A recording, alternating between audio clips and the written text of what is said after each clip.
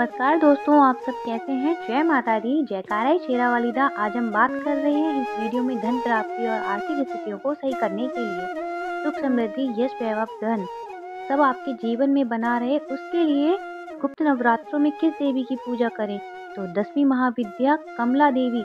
10 महाविद्याओं में कमला देवी 10वीं महाविद्या है और ये ही महाविष्णु जी की शक्ति और सदाशिव की अधिष्ठात्री मानी गई है। इनकी पूजा और साधना कैसे की जाती है इसके बारे में जानेंगे, क्योंकि धन की वर्षा कराने वाली देवी आपको आर्थिक संकट से बचाती है और आपके घर से दरिद्रता दूर करती है। कहते हैं छमाछम पैसा बरसता है जो भी इसकी साधना करते हैं। तो सबसे पहले हम अधिष्ठात्री देवी माँ कमला की बात करते हैं। माँ कमला के भैरव नारायण है। माँ कमला का एक नाम पद्म लक्ष्मी भी है और ये सुगंधित कमल की माला पहनती हैं, फूल हाथ में रखती हैं, कमल के फूल पर ही निवास करती हैं। देवी पद्मा की कृपा से ही सारे जगत को सुख और संपत्ति प्राप्त होती है। पौराणिक कथा के अनुसार एक बार ऋषि दुर्वासा के श्राप से सभी देवता श्रीहीन अर्थात निर्धन हो गए। तभी सभी देवता घबराकर श्री हरि विष्णु की शरण में आए और विष्णु की आज्ञा से समुद्र मंथन हुआ, जिससे देवी पद्मा का अवतरण हुआ। देवी पद्म लक्ष्मी ही सारे संसार को धन और ऐश्वर्य देती हैं और इनका संबंध शुक्र ग्रह से है, क्योंकि संसार में जितनी भी मिट्टी है उस पर शुक्र ग्रह का अधिपत्य है।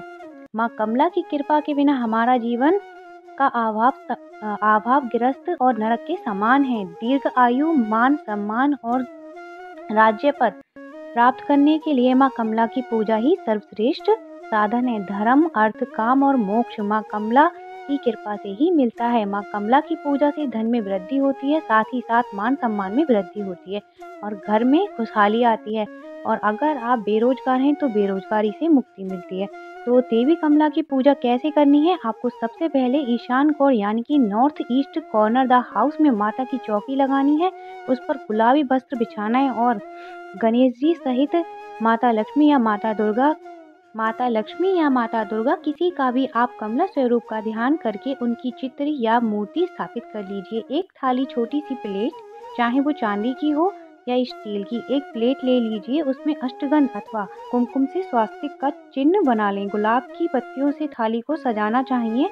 संभव हो तो कमल का फूल भी प्लेट में रखें। गुलाब से भरी थाली में श्री यंत्र या हत्ता जोड़ी आपके पास दोनों में से जो भी सिद्ध हो या अभिमंत्रित हो, 1.25 लाख जप से उसको आपको स्थापित करना चाहिए और फिर इसकी आपको पूजा करनी चाहिए। सर्वप्रथम इसके बाद पूजा के सभी स्थान पर जल छिड़कना चाहिए और जल छिड़कते हुए बोले ओम श्री महालक्ष्मी नमः।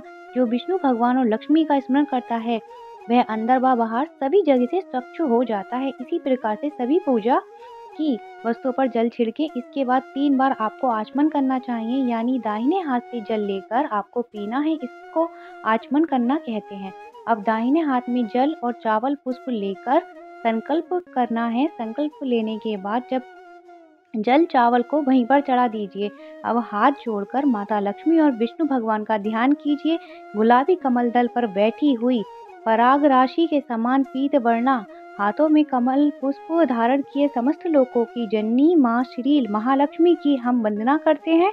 अब माँ का विधिवत पूजन करें, स्नान करवाएं, गुलाबी वस्त्र पहनाएं, लाल चुनरी उड़ाएं, गहने सजा सकते हैं, सुहाग सामग्री अर्पित करें, गुलाब के फूलों की माला अर्पित करें, माँ को छत्तर अर्पित करें। माँ को कलश स्थापना करना चाहते हैं तो कीजिए, नहीं तो 1 लोटा जल वहीं स्थापित कर उस जल के लोटे में थोड़े चावल लेकर हाथ जोड़ करके सभी देवी देवता नवग्रह षोडश मातृ को सभी का उस कलश में आवाहन करें।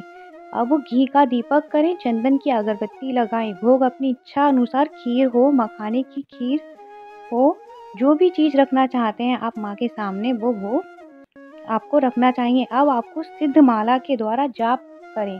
आप चाहें तो कमलगट्टे की माला पर माँ लक्ष्मी का जाप करें। कमलगट्टे की माला माँ को बहुत प्रिय है। सर्वप्रथम गणेश जी का ध्यान करें, अपने पितृ और कुल देवी देवता को मनाएं और इन सभी के नाम के एक एक पुष्प चौकी पर रखनी चाहिए। अब कमलगट्टे की माला लें और माँ का जाप शुरू करें।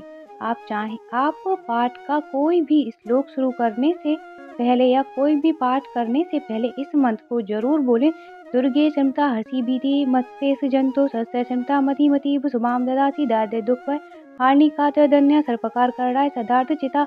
ओम श्रीम ह्रीम श्रीम कमले कमलाय प्रसिद्ध श्रीम ह्रीम श्रीम ओम महालक्ष्मी नमः।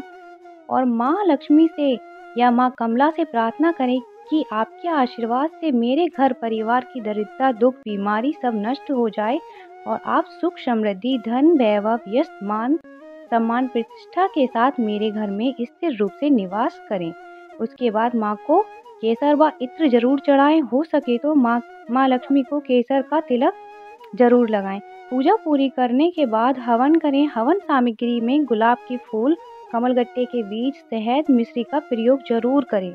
आप सब हमारे चैनल को सब्सक्राइब कर लीजिए जिससे कि हमारी आने वाली वीडियो आप तक पहुंचती रहे।